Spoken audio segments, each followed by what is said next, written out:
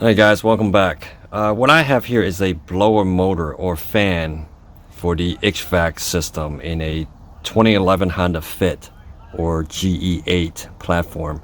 The stock blower motor or fan just finally stopped working. So when I took out the stock one, I was thinking, well, maybe I'll just clean it up, give it some lubricant, and maybe it will work. I don't have to order a new one, but it just wouldn't work. I mean, I put a lot of grease and, lubricant in it. I would try to even spin the motor. It would want to go, but then after a minute, it just stopped. So it's just time.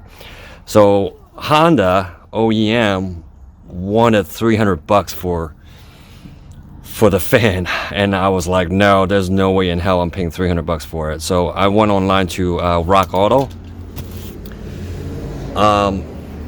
I've talked to a couple of people. They're decent, and I'm not ordering anything crazy. So this is one of those things. If it's not going to work, it's not going to affect any safety. So RockAuto wanted about $35, including shipping. This comes out to be $45 total. So I'm just gonna. So let's just unbox this and see what I have in here.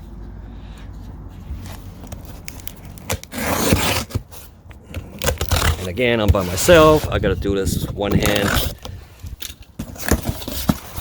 So let's see.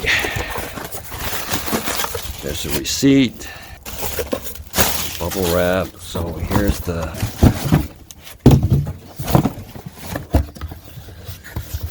okay. This looks exactly like the one I took out.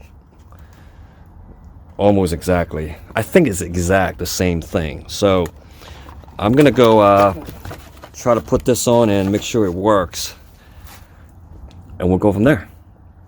Okay, so now I'm in the car, but before I put this thing on and put these screws on, I'm just gonna hook this thing straight from the power source and turn the key on, make sure it works. That way I know if it works, I'm good. If not, I can return it, so I don't have to go through all the trouble, screwing on and unscrewing these things. So okay, I just did something off camera because I only have two hands. The connector from the car where it goes into the hole of the connection is a little bit too small, so I use a little handheld Dremel tool. I kind of shave down the connector maybe half a millimeter, and now it slides in. So now I'm gonna not start the car, but now I'm gonna turn the car on and make sure it works.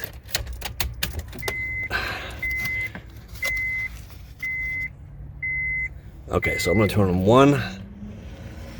One is on. Two, three. Okay, I turned it off. That was like a freaking tornado. So a lot of people that have this car, the second generation of the Fit, the GE8 platform, what happens is the resistors went bad. The resistor actually lives right behind back here. But I kind of knew it wasn't the case of the resistors going bad because the motor would try to turn on, but it just wouldn't. So it was just old.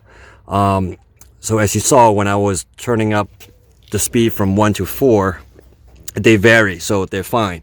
So now I'm gonna try to put these screws back on, and you can do that with a Phillips or a T20.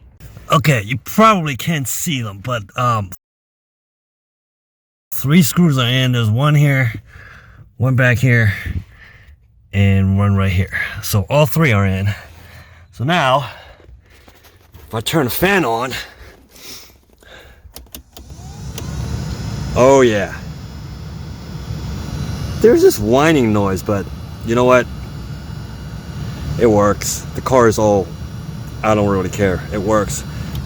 3, 2, 1, 2, 3, 4.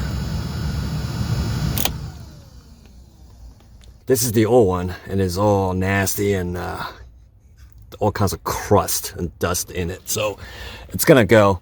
But anyway, I took the car to the dealership, and they were like, well, we're gonna charge you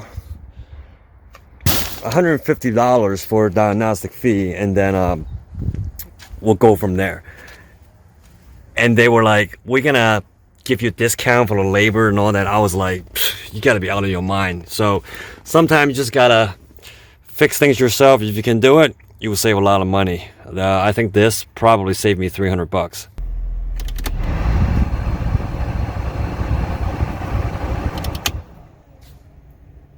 That whining noise has gone away. I'm not sure why, but